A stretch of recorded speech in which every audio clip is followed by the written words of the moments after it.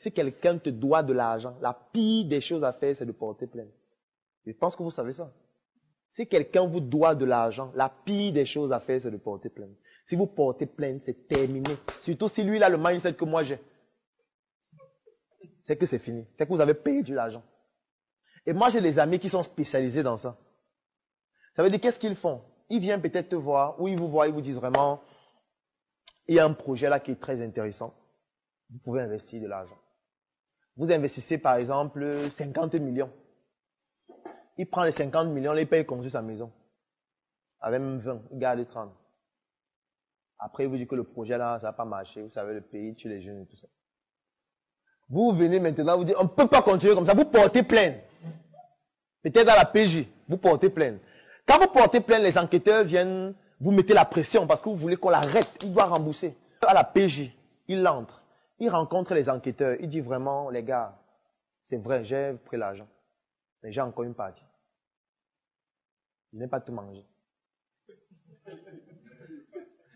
Et les enquêteurs disent, ah bon, tu n'as pas tout mangé? Ok. Il dit, oui, je n'ai pas tout mangé. Mais, jouons le jeu ensemble jusqu'à la fin, pour que ça marche. Si ça marche, on va tous gagner. Les enquêteurs disent, ok, ça marche. On le met en cellule. Il dort 3 jours en cellule. Et vous savez ce qui se passe? Dans les 30 millions qu'il a gardés là, il enlève 1 million. Il finance les journalistes et les médias pour qu'on communique sur le fait qu'il est en cellule. Donc ça passe dans la une des journaux. Tel a été arrêté, il a arnaqué les gens, 50 millions, il est en cellule. On met même une photo comme il est en cellule, triste, assis par terre. Ça passe à la télévision, on fait un reportage. C'est lui qui a payé pour qu'on fasse le reportage.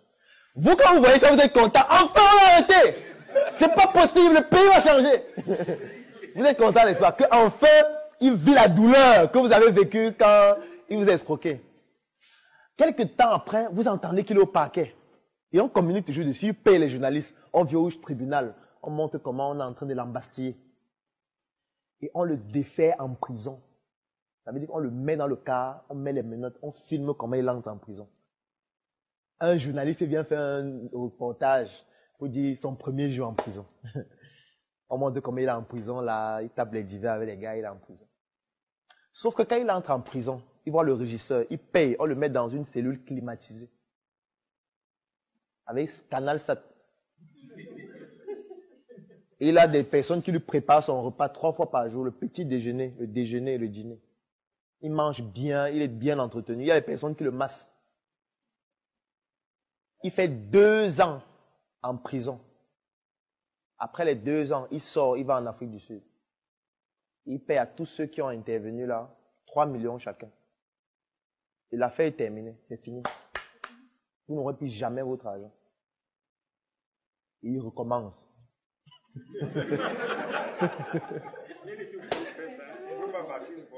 Parti où?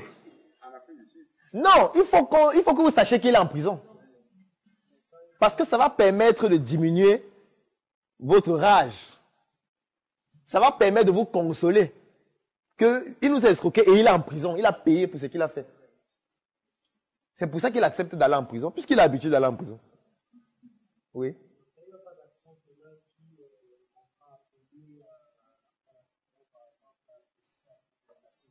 Dans notre cas, bien.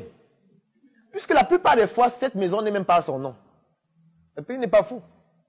Il construit la maison, il met au nom de son enfant. Vous venez, vous voyez qu'il n'a pas de bien. Même son compte bancaire n'est pas à son nom. Donc, ce qui fait que l'affaire, on oublie, ça finit. 3 ans, 4 ans, 5 ans plus tard, on retient seulement que bon, il y a un gars là qui avait escroqué les gens 52 millions et voilà, on l'a mis en prison et c'est fini. Ça, c'est aussi un autre mindset d'entrepreneur. C'est pour ça qu'il y a beaucoup d'entrepreneurs qui sont malhonnêtes. Ça veut dire, il y a des entrepreneurs qui vont venir vous voir et dire que, ok, toi tu vends les produits. Donne-moi tes produits, il va distribuer. Tu lui donnes d'abord 10 produits, il vend. Bien, il te donne l'argent. Tu dis, waouh, c'est un gars, il vend, hein. Tu donnes encore 20, il vend en 2 jours. Tu donnes 50, il vend en 1 journée. Tu dis, hey, regarde si. Tu pars, tu t'endettes. Tu produis maintenant 1000. Tu lui donnes, il vend encore en 2 semaines. Tu dis, waouh. Tu pars maintenant réunir la famille. Tu dis, j'ai trouvé un business magnifique, extraordinaire. Et j'ai un gars, c'est un puissant vendeur. Tu pars, tu t'endettes, tu voyages, tu pars en Chine, en Inde, tu achètes 100 000, tu prends 2 conteneurs de 40 pieds. Tu viens, tu dis que gars, comme d'habitude, n'est-ce pas? Dès que tu lui donnes les 2 conteneurs là, c'est là où tu comprends maintenant que ce n'est pas comme d'habitude. Et c'est fini. Parce que le meilleur moyen d'arnaquer quelqu'un, c'est de faire en sorte qu'il ait confiance en vous. C'est la première étape. Parce que si la personne n'a pas confiance, c'est difficile. Et la confiance, ça se construit avec le temps. Et ça aussi, c'est le mindset. Parce que quand on dit mindset, ce n'est pas seulement les bonnes choses. Parce que l'entrepreneuriat, ce n'est pas ce qui se passe à la télévision. Où les gens viennent dans les documentaires, vraiment, je fais ceci, fais cela. Non. L'entrepreneuriat, c'est qu'il y a aussi des gens qui se lancent pour arnaquer. Et ça peut être toi qui te lances qui est sa cible. Donc, il faut que tu aies le mindset pour le contrer. Sinon, c'est fini pour toi. Donc, ne pense pas seulement que l'entrepreneuriat, c'est le fait d'avoir les produits que tu vends, les services que tu vends, et qu'il n'y a que les personnes bonnes dans la société qui t'aiment, qui t'apprécient, qui vont acheter tes produits, dire que vraiment bravo. Non.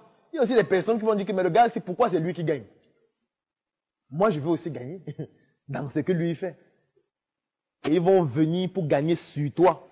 Et il faut que tu aies un mindset pour comprendre qu'il y a cette catégorie de personnes et que tu puisses éviter ça. Et que tu puisses contrer ça. Parce que c'est une guerre, comme Ulrich le disait. Et cette personne, ça peut être un emploi.